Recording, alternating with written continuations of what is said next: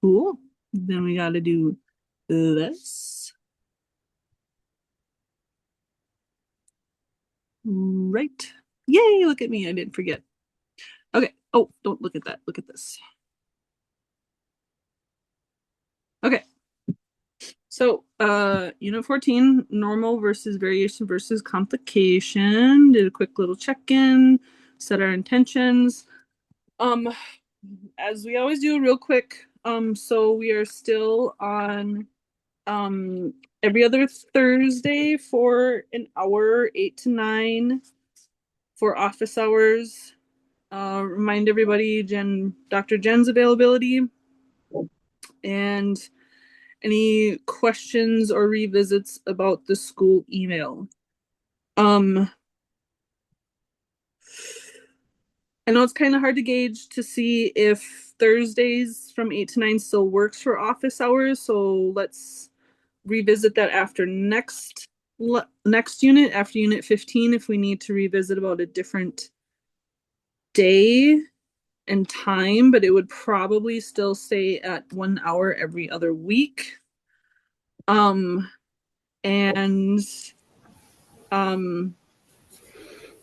we again probably after next unit we will revisit if we need to shift lecture to a different day. Like we'll revisit if this still is good for us, 6:30 Central Time on Wednesdays. Yes, ma'am, Shoshana. So last week was Thursday night. Yes. This week we're missing. Next week is No, it's not Thanksgiving. It could be. I don't pay attention to that. Wait a That's a second. good point to It consider. is. Okay, so that's a good point to consider.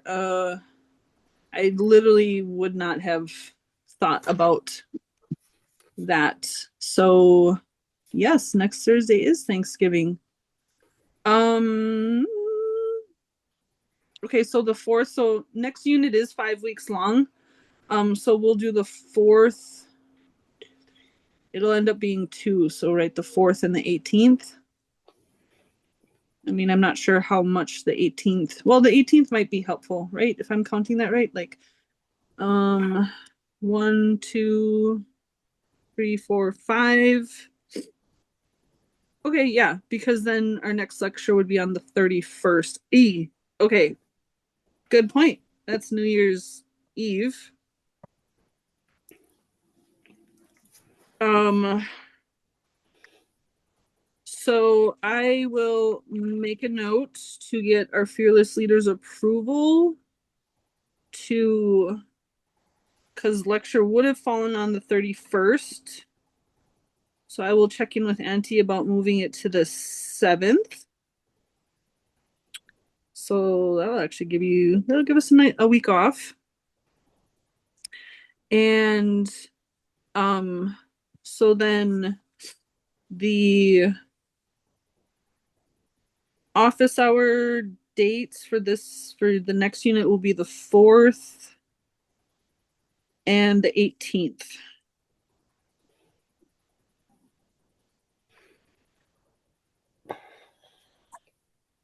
Yeah, I literally would not have considered looking at the holidays, guys. That's how terrible I am. So thank you. I gotta schedule everything on my. I I have to bet put it you on my do. calendar. I bet you do. Yeah. Um, I can't imagine that Auntie would not give us the go ahead to shift from the 31st to the 7th. So, but I will double check with her and I will post that. Well, she'll be here by the end of lecture. So please remind me to swing back to this question with Auntie at the end of lecture. But good catch. Thank you. And again, just to reiterate, so submissions will close the Sunday of midnight of the due week, right? And which is the Sunday before the Wednesday lecture. I feel like that literally just didn't make sense how it came out. So sorry. Does that make sense? Then, 6, 5, 4, January 4th is the closing of the due date then? What? No, No. no, Oh, I'm saying when we have submissions, when it says submit week 58, that means Sunday by midnight of that week. yeah. Okay. Anything else? I might have missed this, but so in Google Classroom it's unit 14, right? This is unit 14. Correct. Was there a unit 13? Unit 13 was the midwifery assistant certification. So I Okay. will that yeah. Okay. So and we kind of I mean we did it and we did it. I had forgotten to do the outline, the technical outline for it. So that will be posted in the old unit stuff that's lower down. So that was technically unit 13. And I am also finishing up creating your Beauteousness certification acknowledgement. And those, I don't know, do you guys, I guess I was going to say, oh, I'll just post it, but I guess it would just make more sense to email them to you guys. Email your certifications that you got coming to. Okay. So There those will might be be, some, sorry. uh, could the office do cardstock for everybody if they wanted to frame that?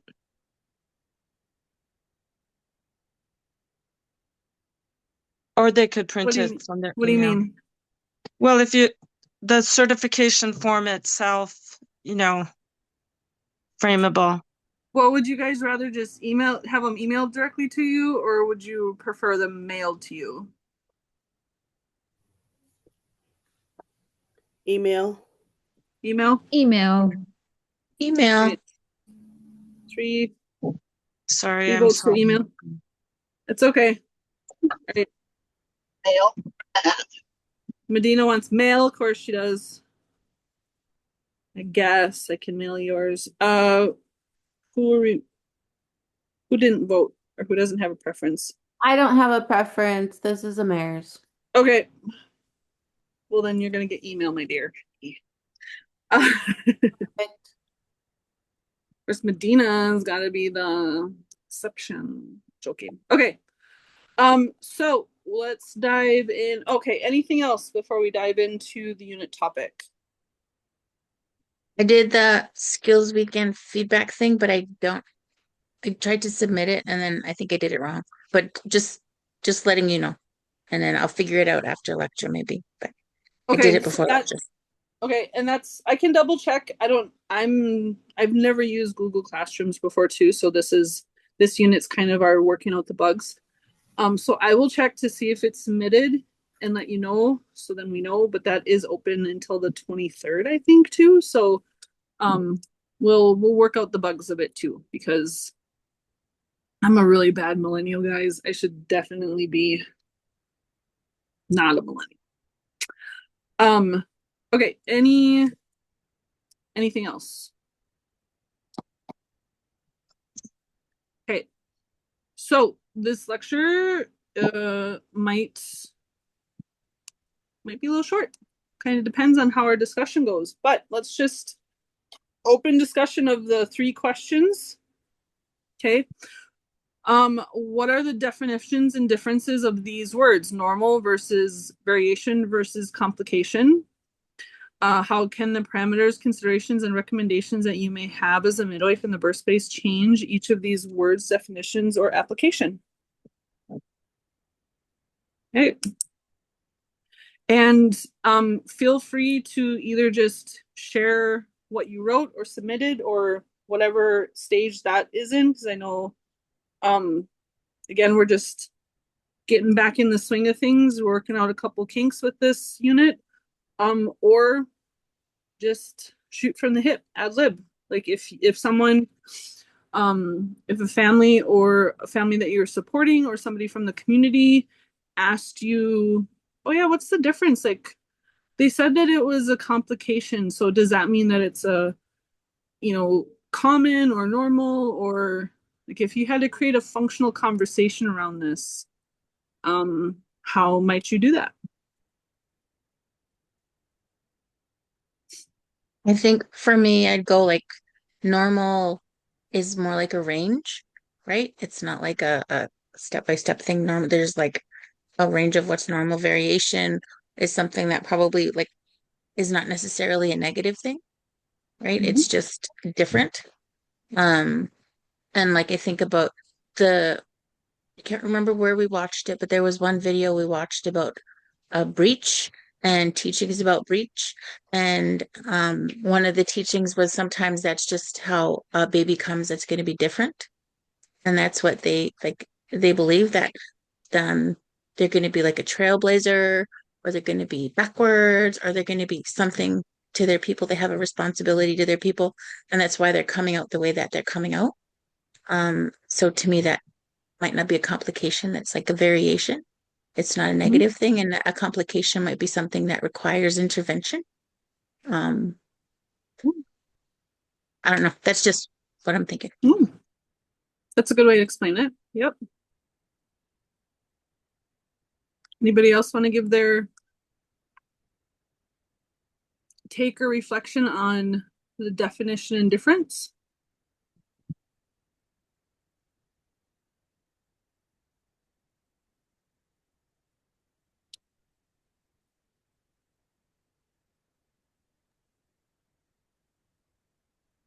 I love that the way that you explained it. Thank you. Just instead of thinking of it in the whole, you know, straight and narrow book way of thinking, Mhm. just for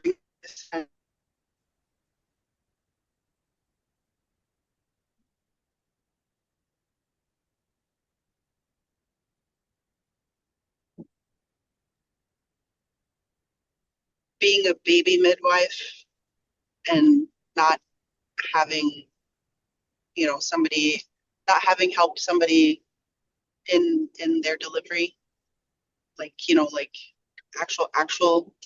Um, to me, normal would be, that that one video that we watched where that mother had she had her water birth and her coconut water and everything was just all tranquil, but no complication. No, like everything seemed normal. She didn't need anybody's assistance or anything.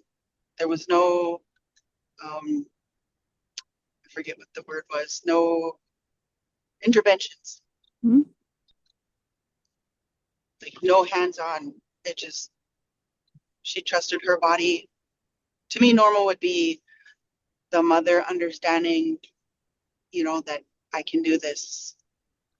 I can breathe through this. I can do this. Having that belief in herself and not needing an intervention, but knowing that if she needed something, somebody was there to help her.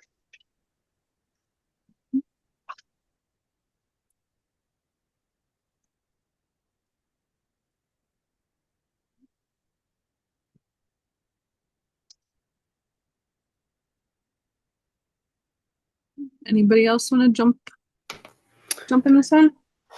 I can go.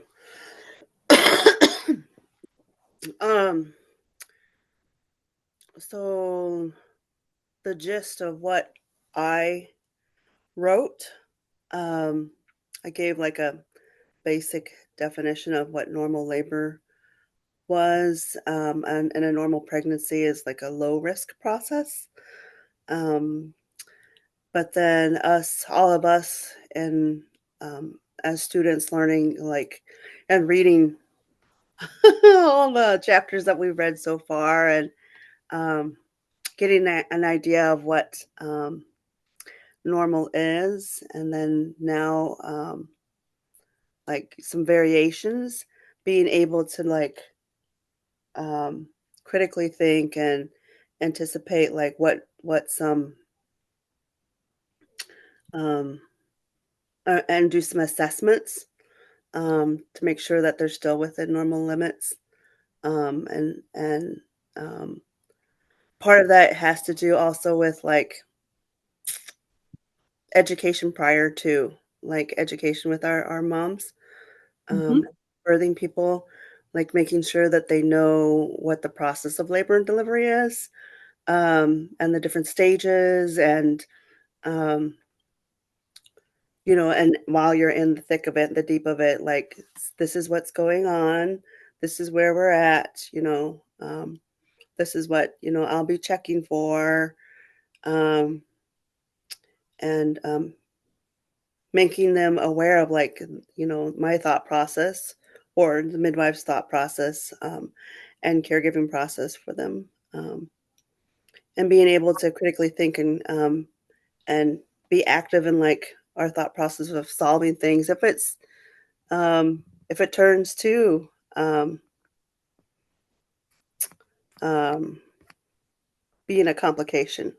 How can we fix that? Who can we reach out to? Who we're going to reach out to? Jane or Jade or Millicent. This is what's happening because I will call.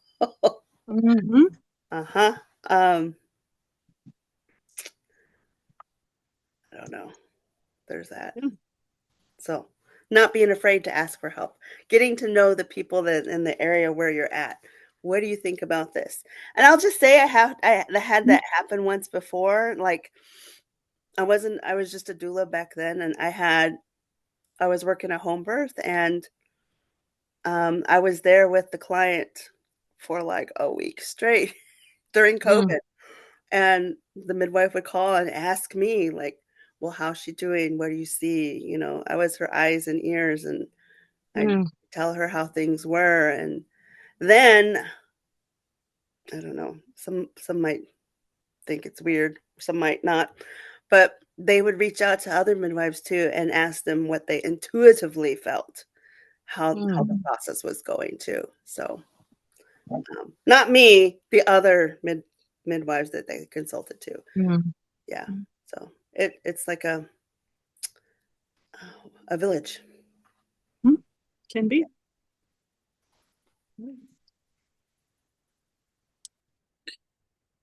Um, Anybody else wanna?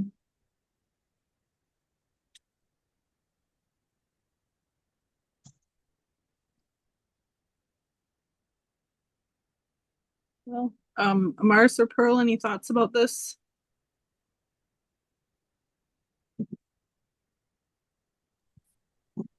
I think about like normal as not necessarily common, but it can be common. Um there's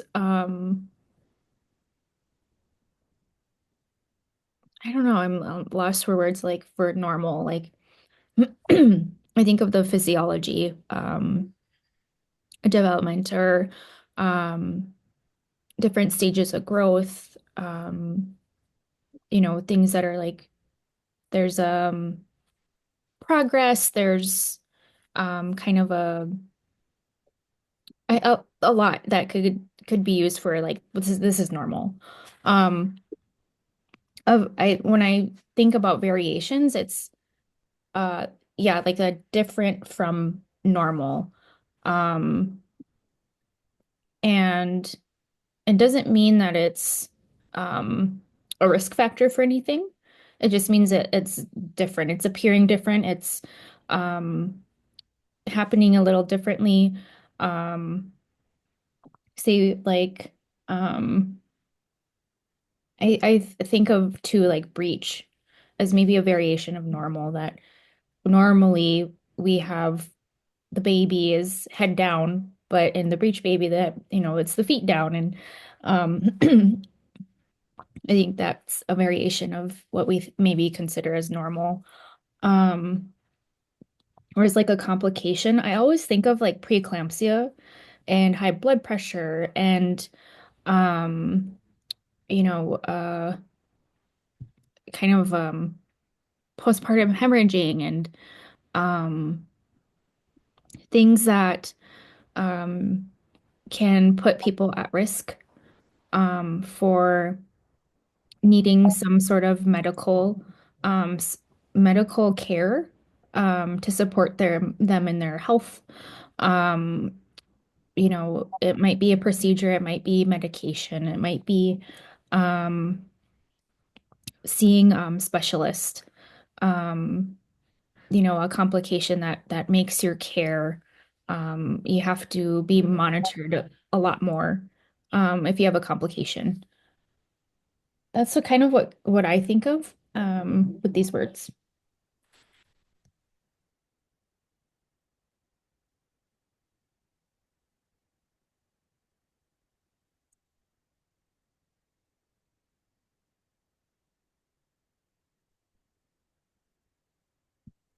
Mars, what's your thoughts?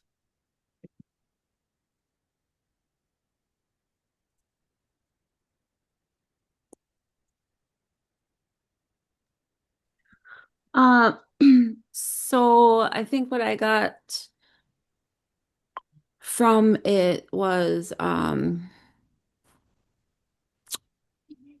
it's really I think that when I think of normal at this point, I really think of like the psych oh my gosh, no, I can't even say it. I didn't have any coffee after 10 a.m. So um the what we've been learning this past the physiology Physiological. yes, physiological normal. So like watching um the moms go through like their different changes and everything that they're going through and feeling the more pressure and then some of the variations of normal, so like different fetal tones. um if the heart rate goes up a little bit and then kind of comes down, different parts throughout labor. Um, and also just depending on where they're at, also different if it's a different provider, like what they think is in their normal compared to another provider's normal. Um, and they can all be different variations. And then kind of the same with the complications as to like if you need um to add anything. Um I think for when I think about like out of hospital births, I really think one of the big outside of or a complication could be like the hemorrhaging, like how much blood loss that they have like after um one of the big things that I seen that I knew what to think about was when a mom was having contractions and she started like light pushing, and I knew that that was outside of like my um what I seen as like normal, because I never really hear moms like grunt and um do that so early in labor. And here at the end, baby was breech. So like also knowing that those little things are what it could be. We don't do breech in Wisconsin, like out of hospital. Um, so besides when I went up to the Twin and Breech conference, I didn't have very much full knowledge on like what would happen if a mom was having a breech baby, like even the meconium coming out Hmm. earlier, like it was dark in the room and it looked like more like little blood clots. And I was like, went to my preceptor and I said, I don't think this is normal because I've never seen it through the um other moms that I've helped through labor. And just I don't know what my whole point of that is, but I feel like there's just so many different ways to explain each one, just depending on providers and really, depending on what their normal is, because sometimes moms have like low um pulses, and then through labor, like if I came in and not knowing mom or whatever, and she had a low pulse, like, oh gosh, what is that? Is that not normal? But maybe the one that she's been with the whole time knew that that was her normal. Mm-hmm. That makes sense. Mm-hmm. So, to me, it was a huge uh thing to think about, what would be the difference between normal, the variation of normal, variations of not normal, or, you know, it really made me get inside and outside my thinking box. For Yeah. Okay. Great. Great. Good job, guys. Like a lot of all like really excellent points. Yeah. Mm-hmm. So my take on it is I don't know. Joking. What is my take on it? You can go with the clinical definitions, right? Like you could just operate within the clinical definition. What is the textbook definition of this word? I mean, it's a medical field. There's going to be a definition of literally every single word that is pertinent to our profession. You can use those to then define your scope, right? Common versus normal, right? Just because it's common doesn't mean it's normal, and just because it's normal doesn't mean it's not a variation, right? Um, Physiological, is this physiological or is it not physiological in the sense of there needs to be some sort of course correction and it may or may not be able to return to physiological? Does it then fall into complication, right? Kind of thinking about some of the things that we hear in breach, you know, return the mechanism, and then did you return physiological normal? If you change baby's position to fix the mechanism, did you then reestablish physiological normal? Mm-hmm. Some providers that support breach will say no, because you had to course correct. So therefore it cannot, even if baby is then able to like navigate on their own, because you had to do the course correction, then by their definition, it can't be physiological normal anymore, but it could shift back to a variation of normal, because then baby is able to navigate on their own with no more intervention. Okay. And this is definitely, different providers' perspective. How does their bias and ideology form what their definition is? Right? I mean, arguably there's still lots of OBs that don't even understand physiological normal, right? Because they're only trained in variation and complication. So then that's all they see, right? You train someone to be a surgeon and they're going to see all the reasons to have surgery. Okay. So that's a big difference between methodology. That's huge. And then therefore, like how they explain it there can be lots of dismissiveness in the language that's used to explain things. Yeah. Well, that's common. Well, that's normal. Well, that's just a variation. Okay. I mean, lots of us who have supported hospital births, how many times do we hear the risk of complication just kind of like, oh, well, the risk is minimal, so it's fine. Well, kind of depends, right? Not only depends on the provider's definition of risk, but then we're kind of revisiting what's the statistical risk, versus what's the bias risk, like how are they interpreting the statistical risk, Are you going to use that into your own definition of variation and complication, or physiological versus corrections needed? Okay.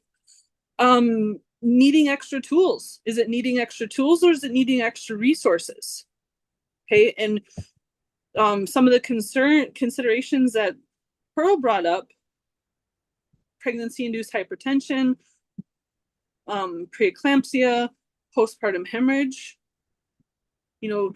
Do those definitively fall in separate categories, or can there kind of be a gradient? Is it need of more resources or is it need of more support tools? See where I'm going with that? Okay. Very commonly, if there's concerns of preeclampsia in the hospital setting, they just kind of let it buck and observe it until the end, and then they just, course correct with tools. Where majority of the time in an out of hospital with midwifery model of care, we're trying to address it with resources. What's the resources that the body needs to then return itself back to physiological function? Okay, so same complication, but two different ways of how do we address this? Do we just like monitor it until the end and then like throw all the big tools at it? Okay, or do we address it with resources before it gets to the end where we need all the big tools? Right, so even just looking at that differently. But then does preeclampsia become a variation instead of a complication that needs to be overcome or like drastically tool addressed? Cesarean section or induction or whatever the tool is. Right? So that monitoring versus, is this continued monitoring or is this like a lack of resources at the body? Is this the symptom where this is the symptom that's showing up that the body's actually saying like, hey, I need these more resources? Okay, so that can be a consideration of where supporting that falls in what develops into your scale of normal versus variation versus complication. Okay, a good example, my scale puts breech in a variation. Jade puts it in a complication. Okay, so even within a similar methodology, our methodology being midwifery's holistic based midwifery style of care, even ours is different how we look at it. Right? For myself, a good way that I explained it to myself, or kind of like not necessarily explained it, but like sorted it out in myself, was thinking about placentas. Okay. And we'll take deeper dives into the study of placenta, but like we've already covered enough of physiological placenta formation in general, right? What's the picture of normal placenta, right? At the fundus, implantation at the fundus or slightly posterior, central cord insertion. Okay. But those of us who have supported lots of births, how many times have we seen anterior, different variations of low lying, marginal cord insertions? Can those all be considered variations? Okay, or would you shift those into monitored need complications? Okay, or would it be accretas and pretias and low lying partially covering the cervix? Is that where you shift into complications? Or battledores and filamentous cord insertions, and where's the gradient of physiologically normal, okay, a variation of physiologically normal, or a complication that maybe you don't support, or maybe you need more resources to support, or maybe you need another resource being a second midwife or more testing, or do you need more tools? If it's something like a predia or accreta, that tool, that that best tool option might be a surgical birth, right? Another example is degrees of dystocia, right? That can be a gradient. I mean, and just the difference in how that is viewed in midwifery care versus clinical care, right? In midwifery care, at what point do we put hands on? You know, for majority of the time, first couple steps is like moving mom or moving a leg, or and we're in my style of perception, that's a variation, right? Because she can physically do something to then pull herself back into physiological normal. If she moves a leg, or if she goes from her back or her side to her hands to her knees, or stands up out of the water, or walks to the bathroom, right? Then that was a variation that through her own movements, like she moved back into physiological normal. Okay. Or if it's a variation that then can't be moved back, and then we see turtling, and then we see, grimacing and signs of baby distress. And, then is that where I manually assist? Okay. Has it then moved into a complication, or am I still in a variation? And there's no right or wrong answer that I'm necessarily looking for. Like, these are all just considerations, right? Mm-hmm. Like, where one midwife might choose to go hands-on for a suspected dystocia is or may not be different than where another midwife decides to go hands-on. Okay. Bleeding is another good one. Okay. I saw a gal yesterday have a 3,000 EBL. She lost 2 whole points in her hemoglobin in 24 hours. Okay. She walked through it like a champ. Now, if we look at just the clinical definition says that's not possible. Okay. Right? Because the clinical definition being 500, and everything over that is a hemorrhage and needs to be managed and done all the things, and, right? But then where in that is the care providers' bias and ideologies, or their different perceptions, or not perceptions, but their different definitions? Okay. So yes, that's a high EBL. That's a high EBL. Okay. But do you just look at the total EBL, or do you look at how she's handling it? Does your definition, or does the choices in how you manage it change based on how she's responding to that?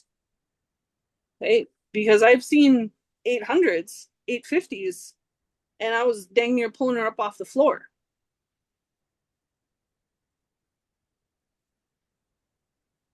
Again, no right or wrong answer, but it's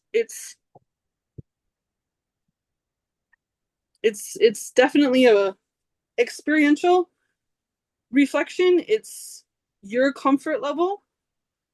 There's nothing wrong with, once you get to that 1,200, 1,500, you're calling for backup regardless of how she looks like she's handling it. There's nothing wrong with that choice.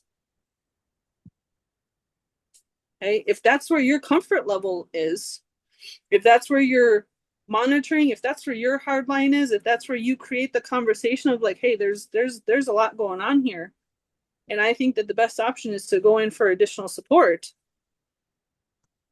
Just because I supported that at home and monitored it one way doesn't mean I expect you to do that in the same way. Mm-hmm. Okay. Even if we literally had the same tinctures, did the same choice, or did the same monitoring. Mm-hmm. Okay. Case in point, this picture. Beautiful picture. I don't like it. Can anybody guess why?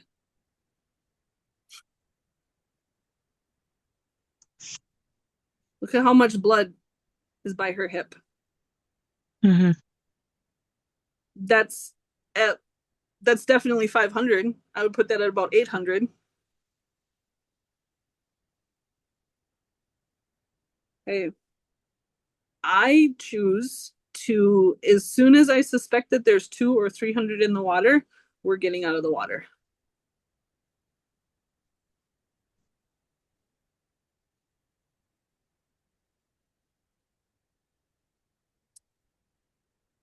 Okay. She looks great. Baby looks great.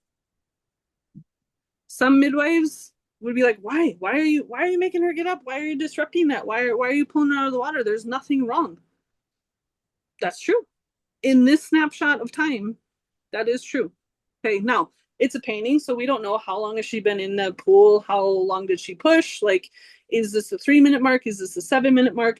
Is this the 10 minute mark? Okay. I part of my bias, like I had a gal that camped out in the pool, and as soon as she stood up, she looked great. As soon as she stood up, she dang near collapsed because she hadn't stood up and like recalibrated her blood pressure in over like 6-7 hours. So now I have a 2 hour limit. I'm not necessarily going to make you get out of the pool, but you need to like, let's stand up, let's get some blood circulating, like let's recalibrate, let's, so if it's pushing, if this picture was like pushing that 4 hour mark, even honestly for me, even without that much blood, I'd be like, okay, like, can I help you move to the couch or to the bed? And that's how my style of practice has developed, particularly around water birth. Okay. Does that make sense? I mean, y'all know me, I'll go on a tangent. Okay. Does it feel helpful or any questions or thoughts? There's kind of you're saying like it can be subjective, based on all the things. Like you could say this is normal or this is a variation. And another midwife could be like, this is not normal. This is a complication. And the next midwife might say, oh, this is a variation. So it seems like it could be subjective depending on the provider and what their definition is, or what their range of definition is of normal, variation, of complication, and maybe what they're comfortable kind of labeling what they're seeing. And yeah, that's kind of what I got from that. Yeah. Yeah. It can be subjective. Yep. I mean, look at my education versus an OB, right?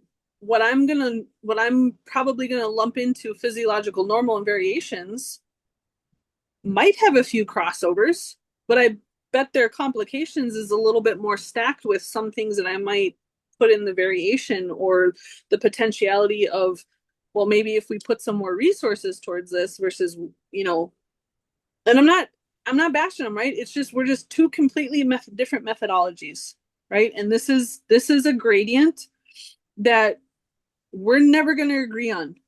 We're just not gonna. Okay. And that's okay. Right. Jade and I don't agree on breach. And that's okay. We would still go to breach together. I see most of breach, most, as a variation of normal. Okay. Our definition of breach and the reasons why and how to support it is different. And she has more experience with breach than I do. Okay. And she has different experiences, and all of those factor in, right? Your definition, your variation, your hard lines, your range, where you put these on the scale, your own subjective scale, is not going to be the same even when you're done with this program and 50 births later and 10 years later. Okay, there's things that I would consider supporting now with certain conversations that I would not in the first 5 years of practice.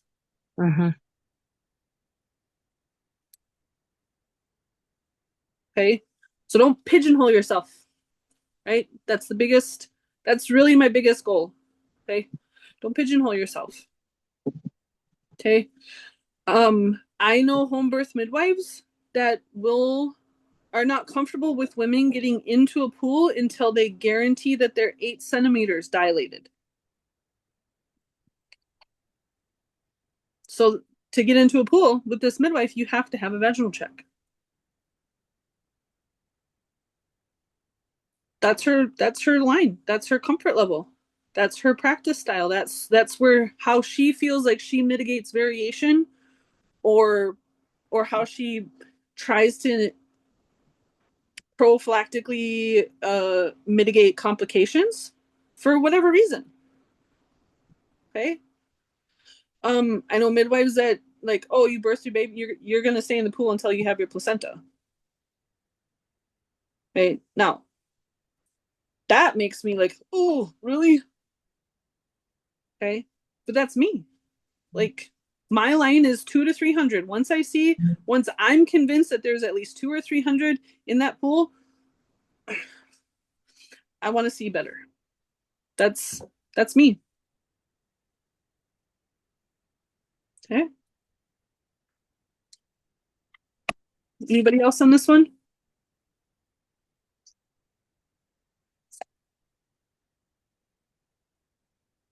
No, that doesn't mean I always catch it at 2 or 300.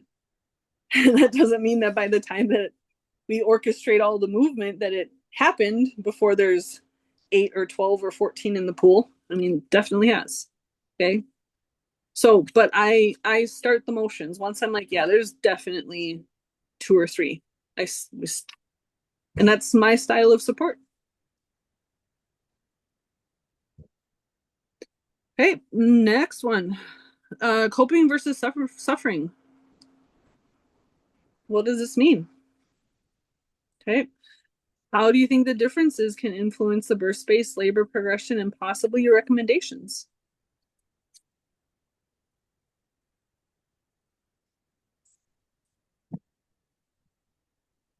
Y'all know the drill, so let's jump in.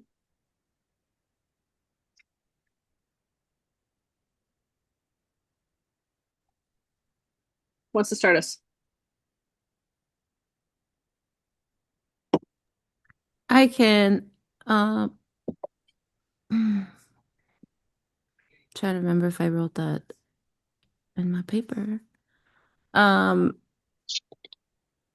so I think that one of the wait, what does this mean? So coping versus suffering. So um can look like a mom in labor who is can like their body, their facial look like they are can breathe through contractions, um, not their tones and my gosh, it feels like a Sunday. Sorry.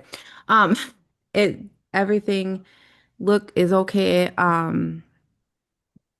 Like they're coping, and then like suffering is I feel like when I think about suffering, I think about a mom like super red in the face, holding their breath sometimes through contractions, um, just not having a good time through each labor. They're like instead of looking at it as my baby is coming, they're more like I mean, every mom kind of is like, okay, this baby needs to come out, but more um just not in a good space while they're in labor. Um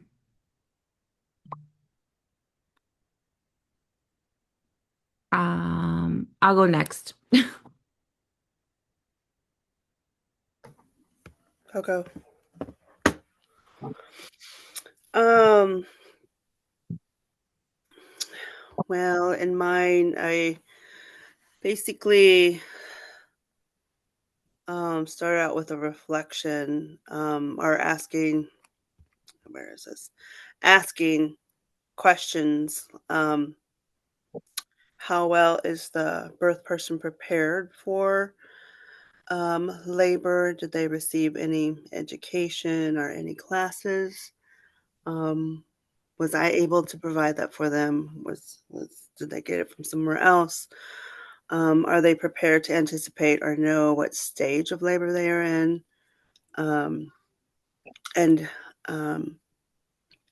I kind of feel like if a birth person is educated, they're better prepared to anticipate their own birth space with the support of like a midwife and or a doula with them supporting them.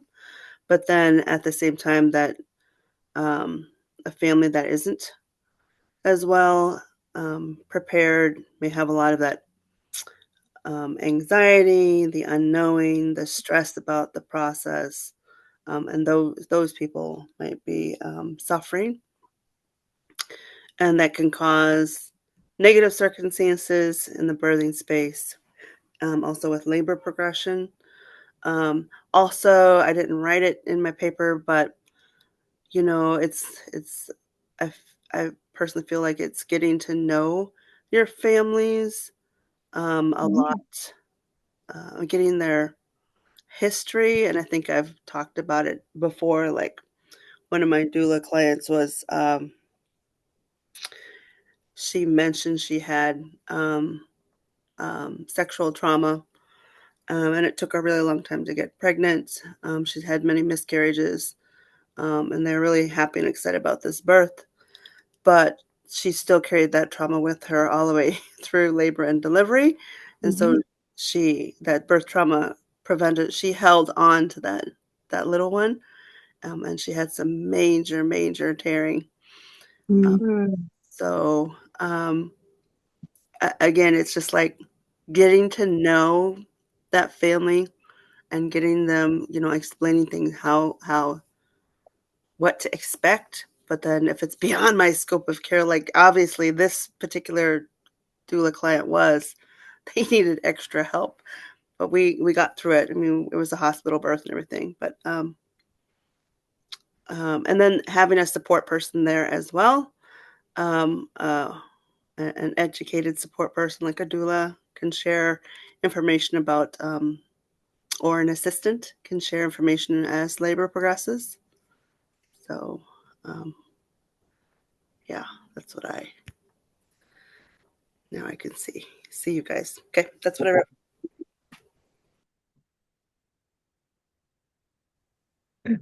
I think these coping versus suffering is like coping is like that's tolerable, what's tolerable. And suffering is like that's intolerable or yeah, not tolerable. They're not tolerating it.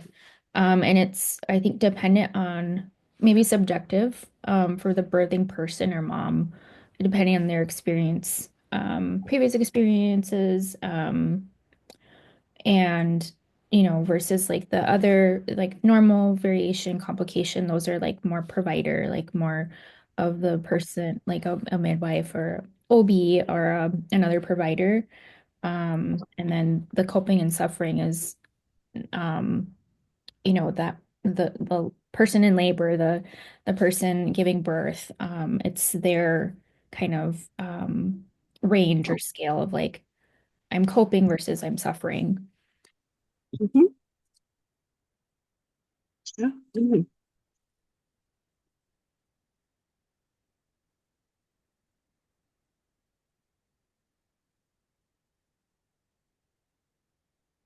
Cheyenne. Yeah, I'm just trying to like, okay, words, words. Yeah, Like for me, coping, like, I guess strategies, right? Coping is like even like labor or not labor, for me, coping is we have naturally built-in strategies for coping with something, right? So if you're in labor, then you've got strategies for coping with that labor, whether that comes from experience, whether that comes from education, or however that comes, but you have this like ability to deal with what's coming or what's happening. right? And then I think for me, when it turns from coping turns to suffering, that would probably either be, it would depend if it's like physical, mental, or emotional, right? Or like or psychological, like if there's the traumas coming up, if they're suffering because labor is not progressing because baby's stuck or something, right? That would be like a clue for me that something else is going on because her demeanor's changed. Something's going on, right? She's in some kind of distress. Um, and I would probably want to know, like, one, how to help or direct her, but also I'd want to know what's going on with her so that I know I have an idea of what's impacting baby, right? Because if it's not progressing because she's stuck, or it's um uh like the stress hormones that are kind of probably going to be influxing baby, right? As baby's being born, stuff like that. Is she gonna like push before she's ready? Is she like what's going on here, and how do you like bring that back to like a manageable space where she's coping, or where we can figure out what's going on and the best way to move forward, like if it's pain management, or if it's just like a change of where she's at scenery, if it's like talking through what's happening to her, or just like screaming and yelling and then like figuring figuring it out, coming back to a place where she feels like she can cope again. um, because she's probably feeling like she can't go on, she can't go on, like I don't want to do this anymore, like I'm done, but your body's still going through the motions of of labor, and she's Yep. got like no control, like that can be kind of like create a chaotic scene. I don't know. I don't know where else to go from there. Excellent. Medina, are you still driving, or are you kind of in a spot where you can throw your 2 cents in? I made it to my job. We're Yay. having our moon party tonight Oh. for little girls, so I'm at my desk. Um, for me, coping, when I think of coping, it's like, or how I wrote it, right? uh, Coping is conscious thoughts and behavior. Suffering is emotional state of pain and distress. So coping could be like a mom using her breathing techniques, focusing on her birth experience, taking the pain on, um, and opening her mind and her body to their experience and creating their birth story. Whereas suffering could be defined as a mother that cannot handle the pain, doesn't want to open their mind and body to their birth experience. She could have some trauma, disassociate from the birth experience, and then her take home would be, like how horrible it was, and I'm never doing this again. Um, one thing that I wanted to note on what I wrote was how this can be addressed early on through preconception care, birth education classes, prenatal checkups, and talk about coping versus suffering, so that that mother has an idea of, what each is and where she is and her journey in her pregnancy, and where her partner is in this pregnancy journey, and how can I be of more support for her through, should we come upon some suffering, you know, talk about what we talked about, and these different techniques that we could use, ceremony, prayer, smudge, whatever that might be, to help her to feel supported, especially in that cultural sense of birth as a ceremony, and helping her with that through her suffering. Some coping, cultural coping. Yes. Yep. Perfect. Right on. You guys nailed it. Okay. Peace out. We're done. No, joking. Okay. So I really have nothing new to direct you guys to. I think you guys covered it all. You guys are too good. Okay, so for me, when I'm in a birth space, I look at it and I'm like, Is she working hard or is she trying to escape? Okay. Mm.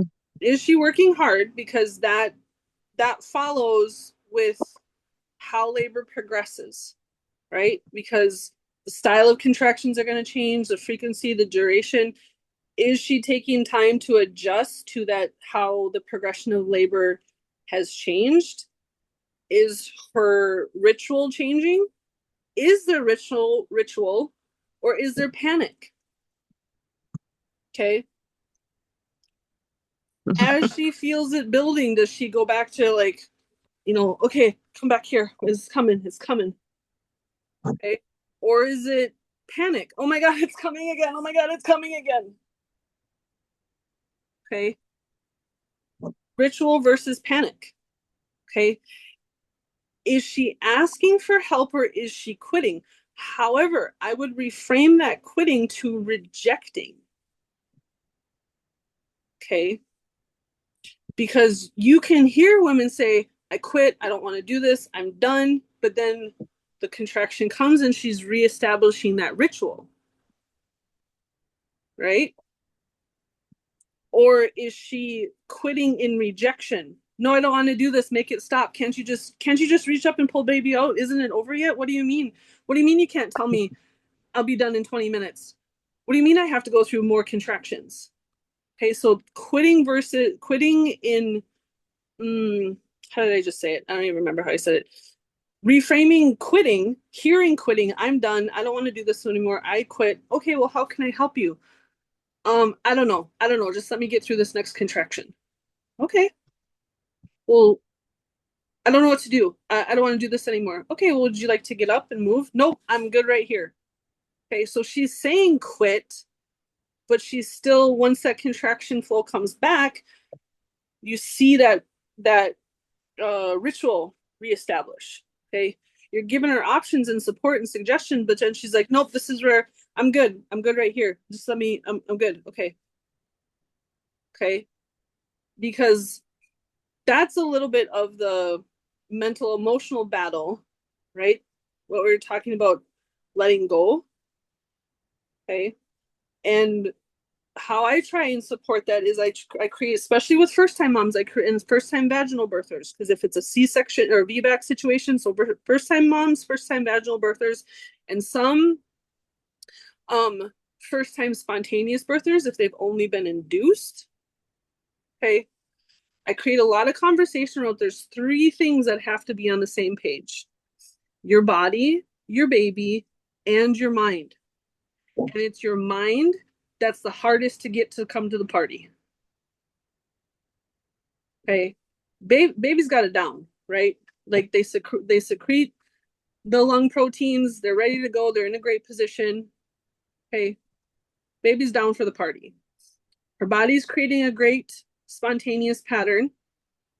Okay, you can tell that there's progression. It's shifted into an active pattern. Okay, so her body's down for this to keep going. But I have seen more deeply active patterns hijacked by the mind and emotion, rejection.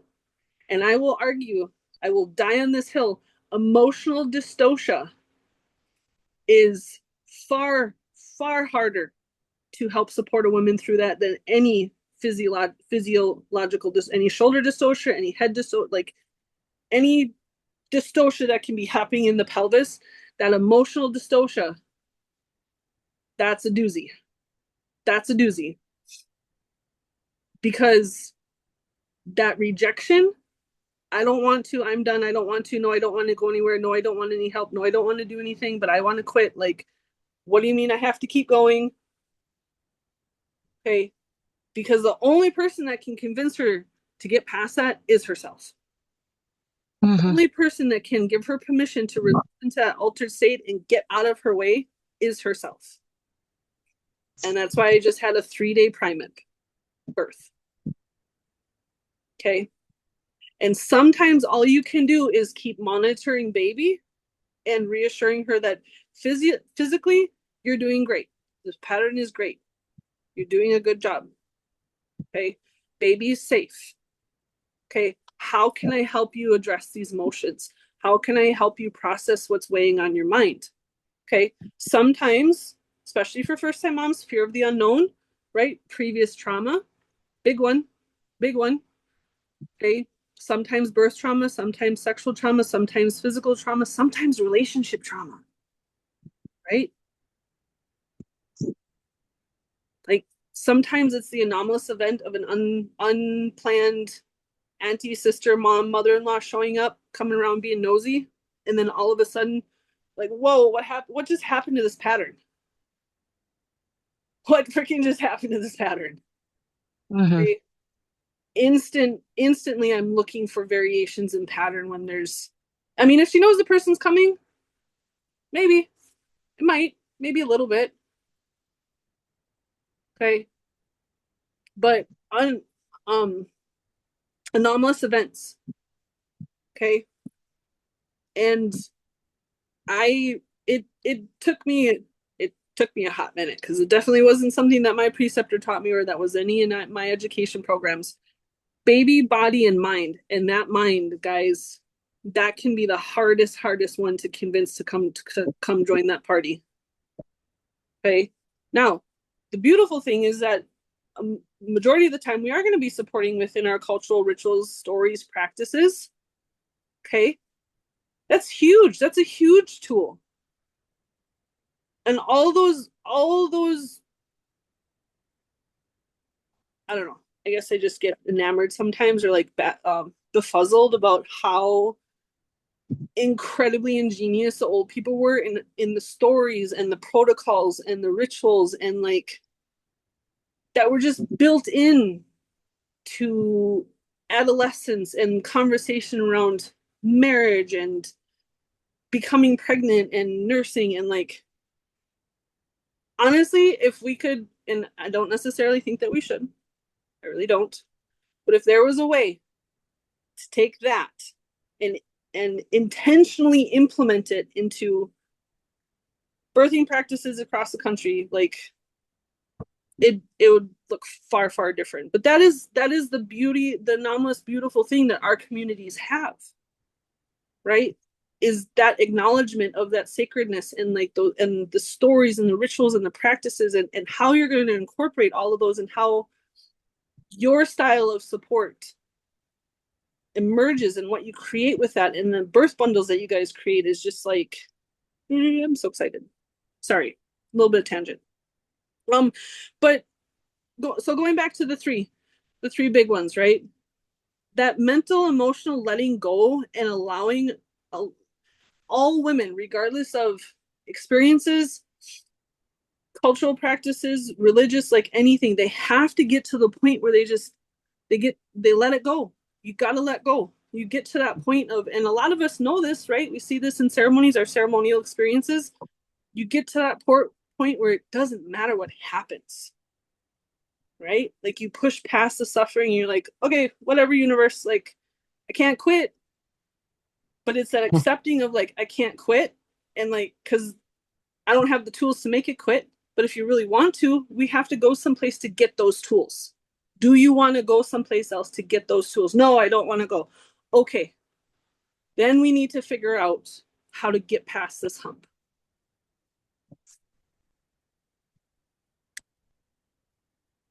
That makes sense?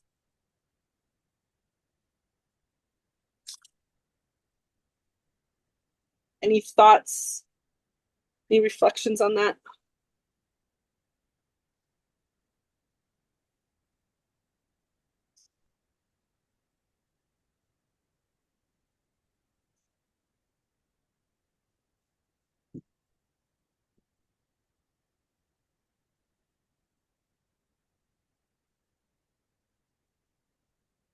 I think it's a lot. Yeah, go ahead. And I think that would definitely be one of those situations that at least for myself, I would need to debrief with somebody later. Yeah. Mm-hmm. Yeah. And I'd need to like talk it out, like, or I need to do something, or I need to like just take a step back into myself because at some point I'd probably gone along with her Yeah. in some way, shape, or form. And just to be able to come back to myself. I'd need to talk it out later. I'd need to make that like a must do. Yeah. That's just my Super, super important incorporating your self practices. Super important. Absolutely. Yep. And is there times when that looks different? Do you do aspects of the same thing after every birth, or do you just do the ones that are just like, man, I really got to talk that out because that was just the trenches, and because you can't necessarily, and nor I would argue, nor in a lot of times should you, almost maybe ever, I'll start that thought over. What I see a lot of new birth workers, new doulas, new midwives do sometimes in their postpartum care is break perceptions of the person that just gave birth, right? Because how we perceive what's going on in that birth space is going to be vastly, vastly different than how she perceives it, how she remembers it, and how she reflects back on it, because she's got labor brain cocktail, right? She's got all those beautiful hormones that once she looks at her baby and falls in love, is like, oh yeah, it wasn't so bad. And you just spent 5 hours listening to her scream her face off. Oh, really? That wasn't so bad. Okay, but that's one of the beautiful things that our bodies do for us. Otherwise, nobody would have more than one kid. Okay. So you do need to find your people, your person, your process of talking that out. Absolutely.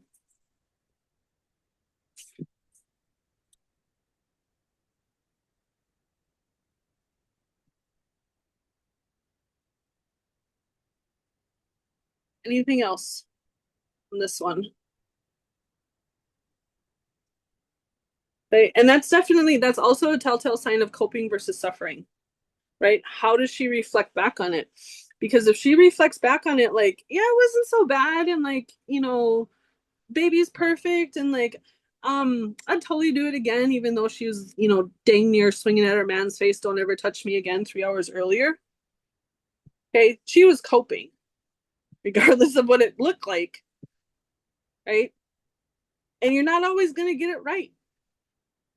You're not always going to get it right because you're not always going to get it right. And sometimes you do just need to ask the clarifying questions, right?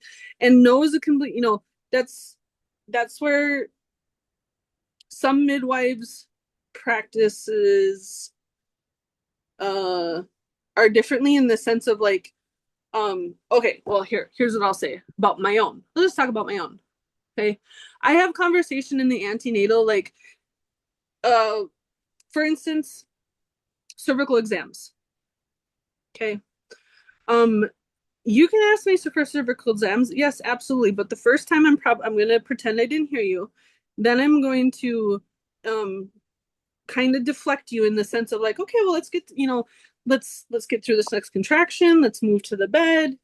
Because the majority of the time when women are actually asking for cervical exams, it's because like baby's head is past the cervix, right? So that's actually very telling to me when they're might be actually asking for cervical exams.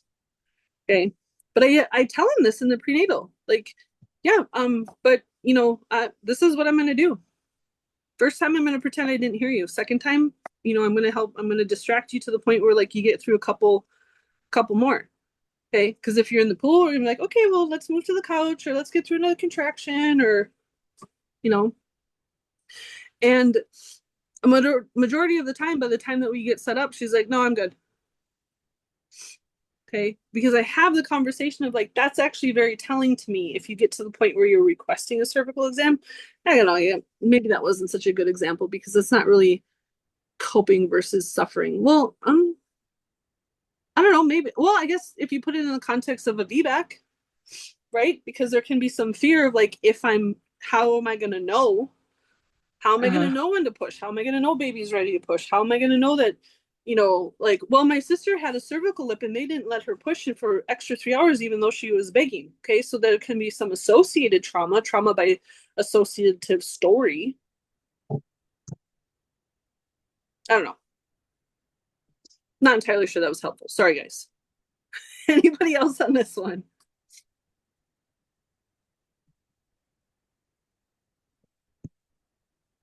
Okay. Okay. Last question. Okay, mastering the physiological process. So the complications become easier to see. What does this statement mean to you?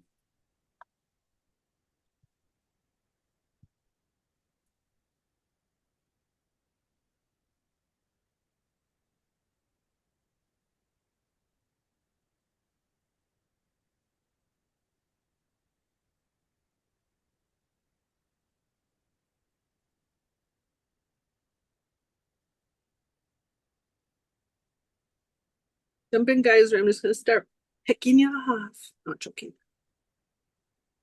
Joking, not joking.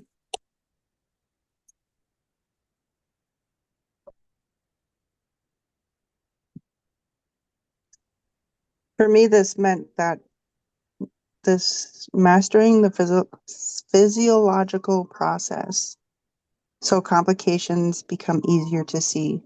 So for me, being a baby midwife, um, with time, and practice and more experience, I'll be able to see, those variations and complications, and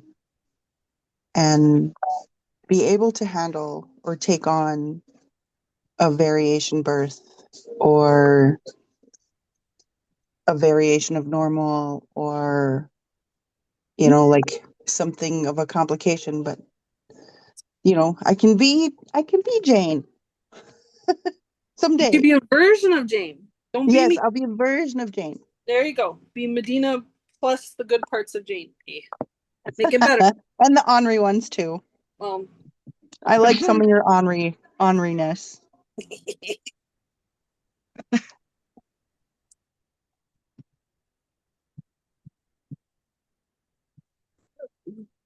who's next? So for me, what jumps out is that word mastering, right? Mastering the physiological process so that complications become easier to see. It's about experience, right? Seeing it, reading about it, um, mentoring, right? It's like there's lots of stuff that I think comes into that word mastering. But just so that I feel like I have like I understand what physiological normal is, There you go. right? Yep. So that when I see something and it's not physiologically normal, I know that there's something up and something needs my attention, right? Yep. Yeah. I would like I would like to say ditto. Yeah. One of the things I was just thinking is knowing um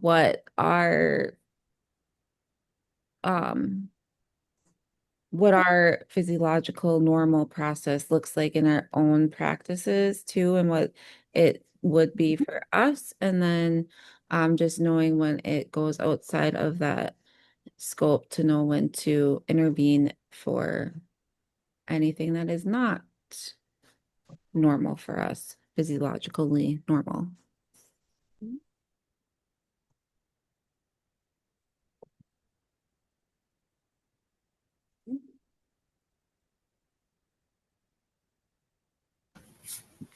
Okay, I'll go. Uh, um, to me, the mastering the physiological process means having developed a better, solid understanding of a normal birth. Um, um, Defining it means acquiring complete knowledge, and I don't think that right now, I don't know that I would know everything, but I have a deeper working knowledge of what is like a normal, healthy pregnancy. But we're also learning, like, some of us already have some experience with doula work and learning the rhythms, the variations, and the nuances of physiological birth. But, like reading through our textbooks again, like working, and I think I wrote, we work on our case studies and watching the videos, and we're actually building that muscle memory to add to our experiences. And then here it's become a little bit intuitive to me, as far as like some of those elders, but going to ceremony and they're asking what my experience is, what I think, what do you feel, what do you smell, what do you hear, and that's kind of helped me to become a little bit more aware of, intuitively. But again, going back, I think I keep saying it again, but building a better, solid rapport with, our families, kind of getting to know them and their nuances, their normals, and then observing that and seeing when something's not normal for them, a shift in their bodies, and is this a normal for them or is something off? So again, we're still continuing to learn, and I think it'll be, I'm sure all of us are going to be learning. It's every birth is unique and different from each other, so we're all learning. Yeah.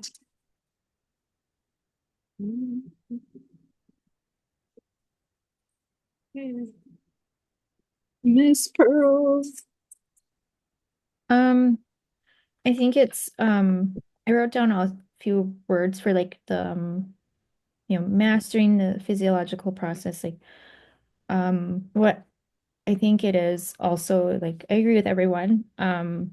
Also your comfort level, or how comfortable you are in the physiological process, and your knowledge, how well you know it, and understand it, that you're comfortable seeing, knowing and identifying and ruling out what isn't normal. Like, you know it so well that you know what you're seeing is maybe abnormal, or what you're seeing is, you're ruling out or parsing through, um, whatever it is you're seeing, that you kind of just know, like, okay, this is my circle of normal, and what I'm seeing and hearing is outside of that.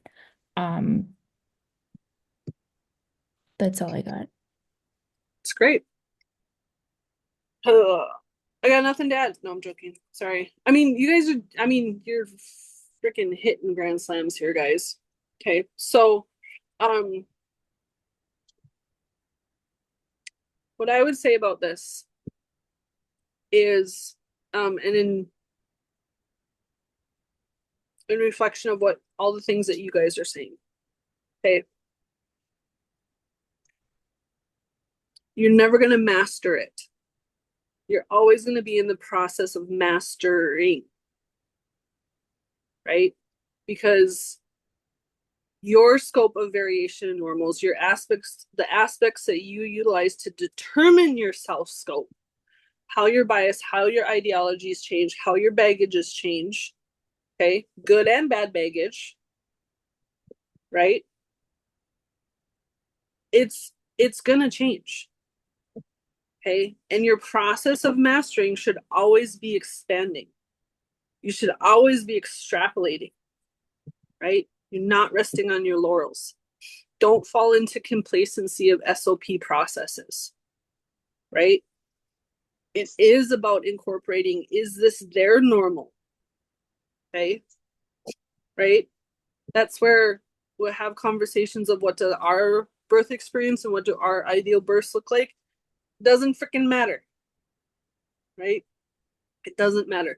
That's the holistic scope. Is this that person's, or I should say, how are their aspects of normal? How do you incorporate that into mastering, supporting the physiological process for that person? Right? And do you need to know everything? Or do you need to know yourself? Right? Comfort level. Where are your lines? What's your hard lines? Okay, I have a 2 pass out rule. You pass out on me twice. If it's not blatantly related to volumetric loss, you pass out on me twice. Unless we have this conversation where I am convinced that as a couple, okay, I trust your culpability and I trust the transparency and your informed decision, but we have to have that conversation before a situation happens, right? Like you can't really have that conversation in the situation. You have these conversations before the situation because that's where true transparent, like fully informed choice happens, right? Because she's in labor pain, he's in adrenaline. You might get agreements, you might get complacency, or you might get compliancy. But is that really informed consent, informed choice? Is that really the depths of their culpability? Some would say yes, some would say no, right? Where do you create those conversations?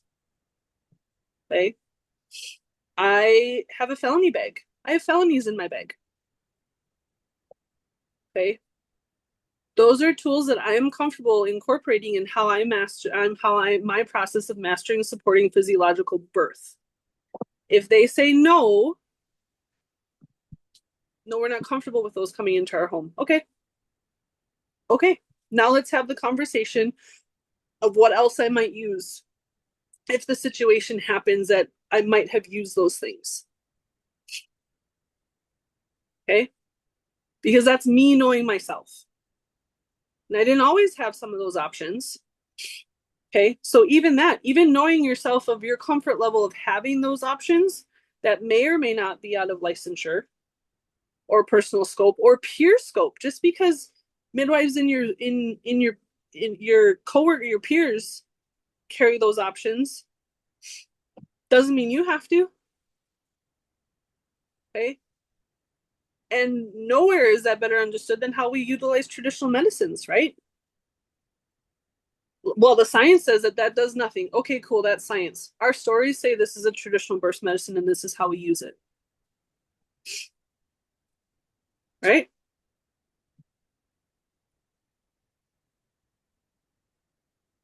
All of that is part of our individual mastering of support. They'll stay. Oh, okay.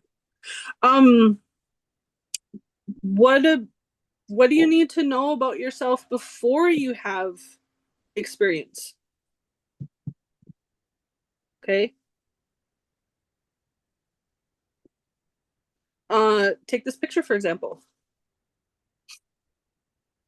How do we feel about this picture? Do your thoughts and feelings and recommendations change if I say this baby is less than a minute post-birth? 5 minutes? 10 minutes? Right?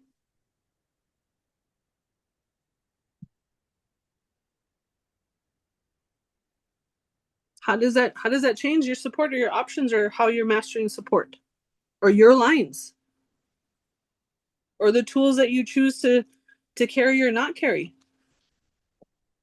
Like in my unregulated state, I can't carry D-size oxygen tanks. Okay.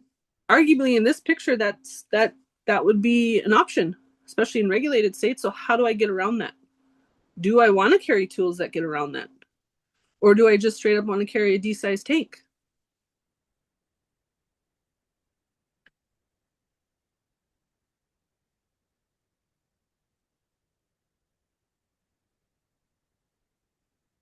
Does that change how I do all those considerations and my comfort level of the tools that I may or may not choose to provide? Do they change how I support physiological process? Do they change how I examine and monitor for risks?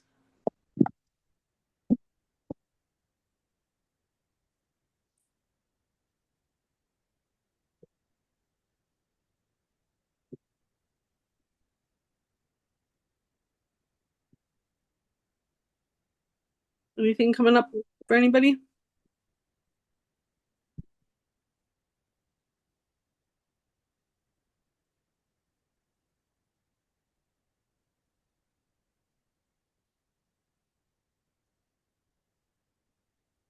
How are we feeling about these?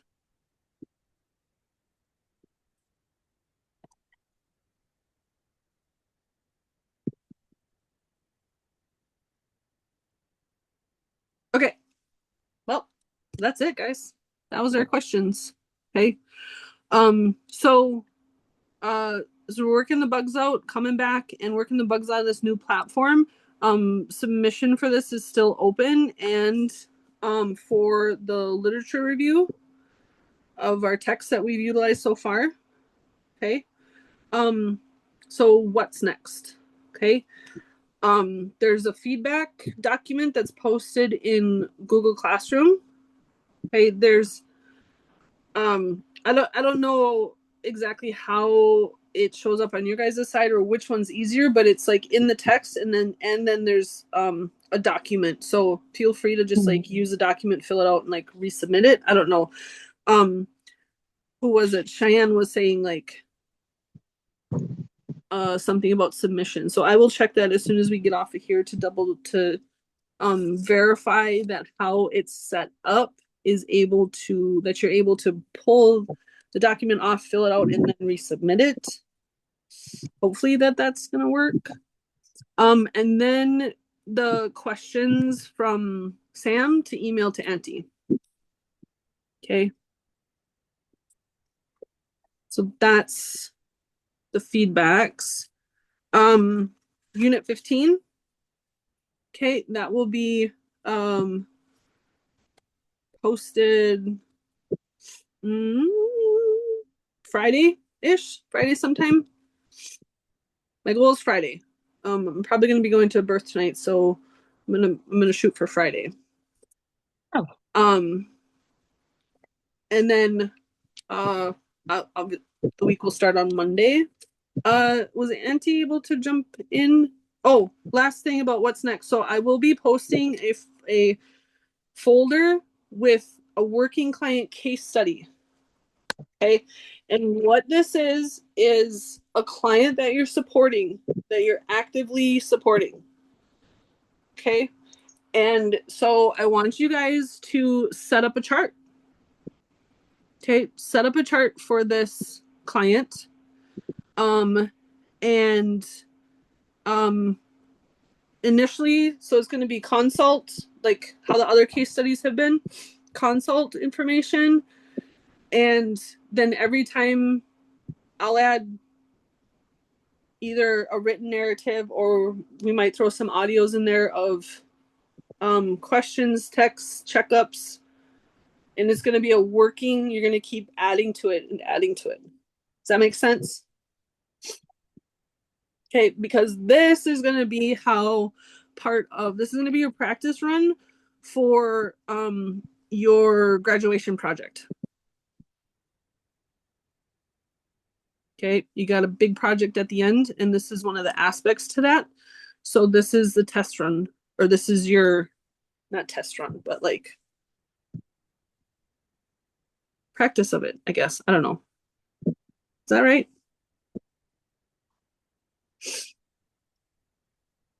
Okay, any questions about this?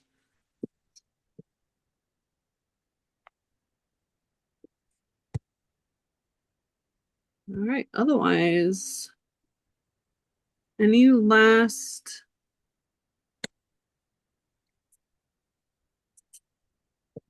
Okay, Auntie. Oh no. Okay. Did it stop recording? Oh no, it's not. Okay. So, Auntie, there was a question at the beginning of, since we got some holidays coming up, normally how this next unit is falling. We would have a office hour on the 31st, and there's a question about moving it to the following week. Oh no, it was the lecture. The lecture would fall on New Year's Eve, and the question was to move it to the following Wednesday. And then putting the office hours on the 4th and the 18th because it's supposed to be on like Thanksgiving Day, so we're just going to shift it. Any objection to that? Can we confirm that that's okay? That is confirmed, guys. Next lecture will be on the 7th. Unit 15's office hours will be on the 4th and the 18th from 8 to 9 p.m. Okay. Anything else? Stop.